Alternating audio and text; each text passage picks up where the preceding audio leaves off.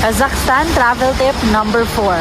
Yung transportation nila dito, pwedeng taxi or pwedeng bus. So far, wala pa kami nakikitang train station.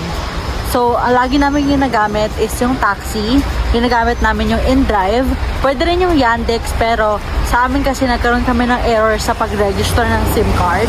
Tapos sa bus, yung pauwi namin from Shimbulak, nag-bus kami. Ang problema, hindi pala sila tumatanggap ng cash. Meron silang app na ginagamit, parang Kaspi QR app, para dun ka magbabayad.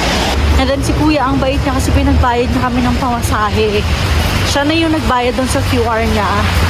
Ayaw niyang tanggapin yung cash namin, binabayaran namin siya, ayaw niya na daw. So, siya na daw yung magbayad. Ang babait ng mga tao dito, wala pa kami na-encounter na rude local. So, kapag pupunta ka dito sa Kazakhstan, make sure na mag-download ka ng Yandex at InDrive app. Kasi yun yung mas madali gamitin pag commute.